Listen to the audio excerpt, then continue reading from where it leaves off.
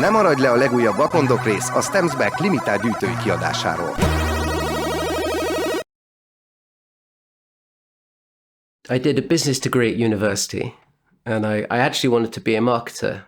So I wanted to do a marketing job. So I had lots of interviews for marketing jobs, and I never got any of them because everybody wanted a job doing marketing. And I had some friends that I had at university, and we used to play bridge every 3 months. We would play bridge, and one of my friends said, "Let's meet in this shop in London called the Game Centre," which I'd never heard of. So I was early and he was late. So I started talking with the shop assistant, and I was playing all the chess computers in the shop. And while I was having this conversation, the boss of the shop walked in, and the shop assistant turned to the boss and said, "This guy wants a job," which I hadn't said. So before I knew it, I was ushered up to the 5th floor of the building where the owner had his office, and he interviewed me for a job I didn't even apply for. That was a Saturday morning. Monday, I started work in the Game Centre. 3 months later, I was promoted to the buyer of all the electronic games. And one of the things we sold were chess computers. And Robert Stein was the guy that represented a company called Syces, who sold chess computers around the world. And so I met Robert in my capacity as the buyer in the Game Centre. And we struck up a good friendship then, because I was very good at selling chess computers. And so he liked me, obviously. And then one day he walked into the shop and said, "Did I want to start making computer games in Hungary?" And I said, "Sure, why not?" So that's kind of how it started. It was a complete accident. What he said was, "I know Jack Tramiel, who's the head of Commodore. He's giving me the first 20 or 30 Commodore 64s from the production line. And I'm going to set all of these rocket scientists and maths professors to work making computer games. And we're going to do an advert on TV." I think in those days, there was only one channel in Hungary. So the plan was to put an advert on TV, invite everybody to send in their design ideas. He wanted me to go out there, to go through all of the ideas, pick the ones that I thought had some potential, and then work with all of these very overqualified people to start making the games, and then to bring the games that we made back to England to try and sell them to all of these brand new computer game companies that were just starting to emerge. And the Novatrade setup was already there. And so that was where I would go every 2 weeks or every 3 weeks. I would go back to Budapest, and I would meet new people, and we'd decide on what game we were going to build. And we'd start working on the design, and they would start programming it. And then 2 weeks later, I would come back and see what progress they made and offer suggestions and advice, and maybe start some new projects. We had a lot of projects going on at the same time when things were really progressed. Each trip was probably maybe 3 days.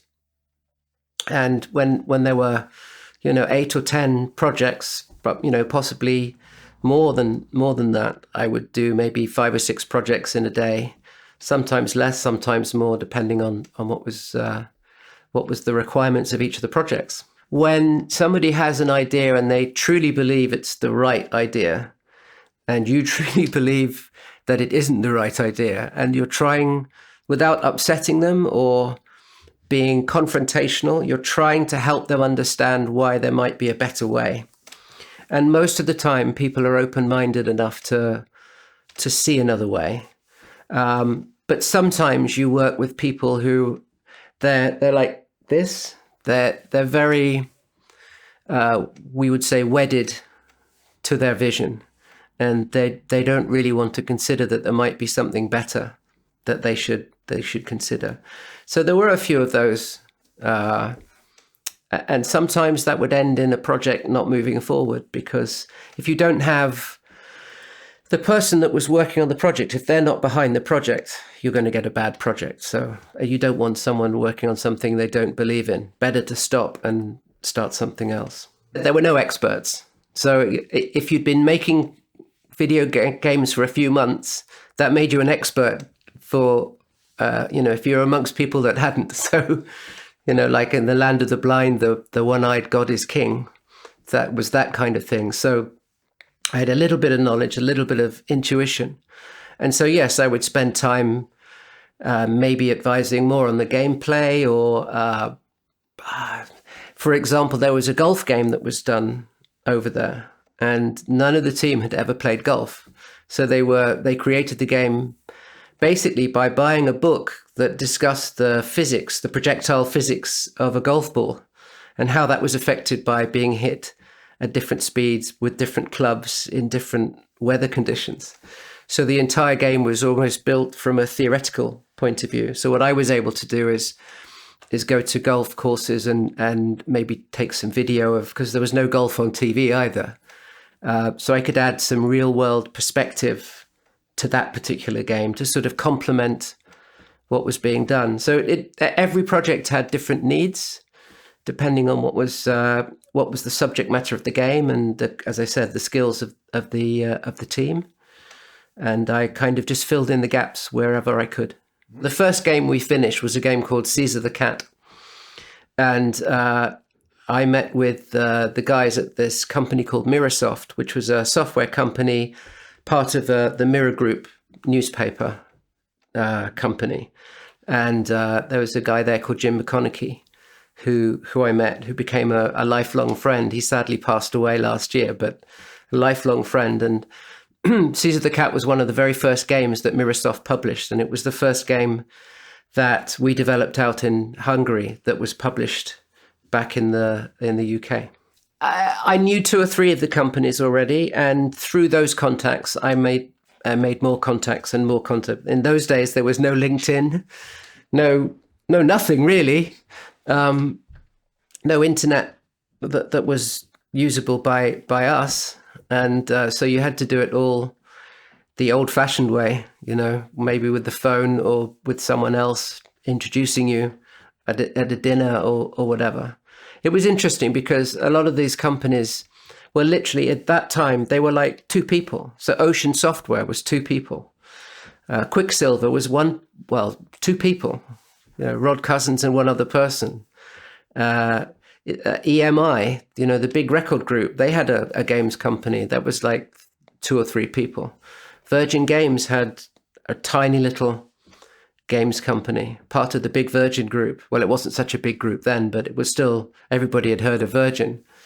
Again, 1 or 2 people. And nobody, even within the companies that said, well, we should be doing games, they didn't take it that seriously. They allocated maybe a few people to start with. But the smaller independent companies were super hungry for new product because, the way they would do it is they'd buy the computer magazines, which in the old days, I don't know if you remember, but you used to have computer listings and you'd have a page of code or 5 pages of code and you had to type it all in and then you push the button and of course it didn't work because you'd done something wrong. And they would literally scour these magazines looking for people that had done talent, that showed some talent because the listing that they'd published in a computer game magazine looked like it had some promise. And then they'd try and find them and offer them £500 for their game. And that's really, it was like the Wild West back then. That's really how the industry started. It was a rush. It was like a gold rush for product. Over time, of course, that got harder. The quality bar went up. People spent more money on, they actually started advertising and having color inlays inside the box, inside the cassette box, rather than a black and white photocopy, which is what people did in the very beginning. Then they had proper plastic boxes. And then people like W.H. Smith's and Boots and other of the big shopping chains started to stock the games. And then it started to get more serious. Because in the old days, you only ever found the games in a small number of cave-like hobby shops, where you had people with lots of hair and black T-shirts selling games in dark rooms. That's kind of how it started. So it was very much like a hobby to start with. And it was very, very much 18 to 24-year-old boys. Well, I always liked playing adventure games. And so when that project came about, it was quite exciting for me. I met Dominic and Mark Strawn and Dominic Wheatley, and they explained what their vision was for the game, that they wanted to do these 5 different adventures set at different periods in time, and they wanted to offer a prize of £25,000 for the first person to complete all 5 adventures. And they didn't have a writer either, so they also asked me if I knew a writer. And I'd met Ian Livingstone a few times because the Game Centre, the big competitor of the Game Centre was Games Workshop. And there was an unwritten rule that the Games Workshop would have shops in the north of England and the Game Centre would have shops in the south of England. And so there was this uneasy truce, retail truce between the two companies. But I'd met Ian a couple of times. And I also used to love the fighting fantasy books that he wrote. And so I suggested to Mark and Dominic that Ian might be perfect to write the stories for the games. And so I introduced them and they met, and Ian did write the stories. And eventually Ian became part of the IDOS Domark conglomerate and ended up heading up IDOS, basically because as a result of me introducing him to Mark and Dominic. So he owes me one and I remind him whenever I see him. So a lot of the time it was just money up front because no one had any real idea what a commercial success even looked like back in the early days. So as I said, people were going around offering individuals £500 to publish their game or whatever it might be. Obviously, we got more than that, but very often it was a fixed fee. Later on, as the industry matured, it was a mixture of an advance against royalties in most cases. But it differed from project to project and company to company. The Hungarian games that we made were very charming. If I had to describe them in any way at all, they had a charm about them. And I think that's a cultural thing that came from the people in Hungary that were making the games.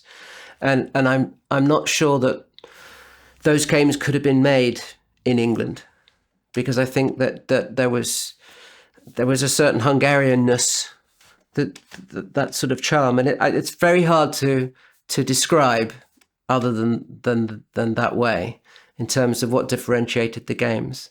I found it was really interesting for me in those days because there were yes, it was a communist country, but there was capitalism existing inside the communism. There were state-run taxi companies competing with private taxi companies that had been started with state grants, and the same with restaurants and everything else. And I thought it was really interesting to see that even though it was a communist country, the government was forward-thinking enough to recognize that there was some benefits to allowing some free enterprise within the country, and to supply people with grants to start companies that actually were going to compete with government companies. I thought that was really fascinating. That the early people that were making games were all boys, and so they were making games that they would like to play.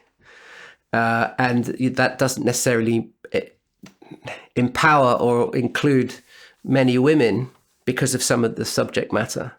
I think with casual games, so I think PopCap, for example, with Bejeweled and other games like that, they opened up this new genre that no one had really discussed before, which was casual gaming. And within casual gaming, you actually had there's more women playing games than men, which is fantastic and exactly as it should be. We still have an imbalance in the games industry of males versus females. But that's slowly changing. There are more and more women actually, and women engineers, and there've always been a lot of women on the art side and the marketing side, and a lot of female game designers, but not so much on the engineering side. But that's also changing, which is great and exactly as it should be. Back in those days, there was almost always just one programmer, one artist, and that was about it. And then, as you know, over time, team sizes grew and they grew and they grew. Now there are lots of people making games for mobile and tablet. One programmer, one artist, all over again. So it's quite interesting to have seen that full circle. I worked in some very big teams, and I much prefer working with very, very small teams. And there's something quite intimate about the person you're speaking to as the only person doing the coding, and the artist the only person doing all of the art. There isn't like a team. They don't have to have meetings. They just get on and do the work, and it's their vision and nobody else's vision. I think that's quite exciting. These days it's really hard to make an original game because most ideas have been thought of and most genre have existed for a long time. Back in those days, every few months you'd see something that would just make you go like that. I can remember when I saw Night Lord, for example, on Spectrum, the first isometric game. No one had even thought about looking at the game from that angle before. And then suddenly that opened up a waterfall of other isometric games. And the same thing with things like SimCity. And, when you see something new and then everybody goes, oh my God, why didn't we think of that? And that used to happen all of the time back then. It was amazingly exciting, especially for someone like me, a creative person. Suddenly your eyes get opened up to a whole new avenue of creativity that you didn't know was there. That happens a lot less these days. People understandably spend most of their time trying to take an idea and make it slightly better or slightly different. You're truly blessed if you, in your entire career, come up with a brand new original game. Even if you do that once in your career, then you're very, very lucky. But the ideas could come from anywhere and from anyone. And the process of refining the game was really simple. And for me, it's never changed, which is, am I having fun yet? And that, that's always been the case. And even back then, even though you couldn't necessarily, it was harder then to analyze why you're having fun, because no one had really studied computer games and the science and the art behind making a computer game and what addictiveness is and how you can make someone want to play again. And all of those things we learnt as we went along. We felt them, but we weren't necessarily able to analyze them or categorize them or catalog them. So it was just gut reaction, to be honest. There was no manual, no books, no blogs, none of that stuff existed. So we just made it up as we went along and everybody else was doing the same thing, which is part of why it was so exciting. There wasn't a rule book for us to follow. I suppose in a way we were making the rule book as we went along. If you're not having fun, it doesn't really matter about the graphics or the sound or the animation or anything else. It's perfectly possible. The original Game Boy proved that you could have a lot of fun in black and white with fairly coarse resolution pixels. Tetris is a perfect example of a game that doesn't need great graphics, doesn't really need great sound. I mean, it had a great soundtrack, but that's pure design. And that was one of the good things about the Game Boy and also the early computer systems, Commodore 64, and even more so the Spectrum, because the graphics were not that good and because the sound effects weren't that good and because you couldn't do lots of fantastic animation, you had to focus on the gameplay. That was the only thing that would differentiate your game from someone else's game, because nobody could do great full motion videos or anything else. All you had to make your game stand out from somebody else's game is the gameplay, and did someone want to play it again and again and again. So I spent then, and I still spend now, a lot of my day, every day, analyzing other people's games, trying to understand what I like about it. And because it's very easy to say, I like this game, I think it's a great game. But when you ask people to deconstruct the game and tell you exactly why they think they're having so much fun or not having so much fun, that's a much more challenging thing to do. And that's, I think, one of the things that you need to be able to do is to almost reverse engineer fun when you want to be a successful game designer. So you have to be able to start with a blank piece of paper or take someone else's idea. Both. Some people can do one and not the other. And not everybody can start with a blank sheet of paper and come up with something. But some of the people that can't do that are very, very good at taking another idea, starting with something and turning it into something amazing. When you look at what goes into making a video game, not every video game, but many video games, the artistry and the skill and the expertise and the patience. It's definitely an art style. There's huge amounts of craft goes into making good games. The first day I joined Virgin, I was taken into the office of my new boss, and he threw a copy of Dune. Luckily, it was a softback copy across the room at me and said, "Can you make a game of this, please?" And then he went back to writing on his desk. So that was my introduction to my new boss, and he would be my boss for the next few years until I moved to Virgin in the US. So I think for the first 4.5 years, he was my boss. But that was the first job I did, was to take Dune, and I worked with a company in France because there were two Dune games. There was a real-time strategy game that was done in America by Westwood, and then there was the sort of strategy adventure game, which was the one that we did over in France with a group called Cryo. Philipp Ulrich was the sort of the visionary guy behind it, and so a lot of the design for that game came from Philippe, and the music too, fantastic soundtrack. So it was a great creative collaboration for me to work on, because I was working with someone very, very creative and had fantastic ideas, and so it was a very enjoyable project to work on. So I contributed to the design of that, but a lot of it came from the guys over in Paris, and I loved every minute of working on that project. Aladdin for Mega Drive, for a number of reasons. Again, we broke new ground with that game. It was the first game to use hand-drawn animation. Everything had been done on Deluxe Paint until then. We actually worked with the animators at Disney that had worked on the film, and they hand drew all the frames, and then they were scanned in and electronically painted, which was a new process just being pioneered in Los Angeles on Ren and Stimpy. That was the first time they used electronic ink, pen and ink. So it broke new ground in terms of the production process, but also we had basically 5 months to design and complete the game, so that the game would be ready for the video release of the movie.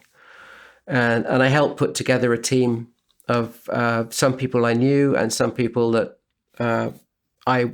that were friends or colleagues of people that I was working with. And we put together this just team of amazingly talented people. And at the center of this team was a guy called David Perry, who obviously has gone on and done all sorts of things with Shiny and Gakkai and so on and so forth. Super fast programmer, but it wasn't just him. There was a team of designers and level designers and artists that were all best of breed from different companies around the UK. We put this team together and we did a whole series of games, including Aladdin, where we designed the game. I think we designed the game in about 19 days, and the whole thing was done in about 5 months. And then Sega basically had it being tested in the UK, the US and Japan all at the same time, which they'd never done before. And they even had people working through the Japanese national holiday to get the game approved.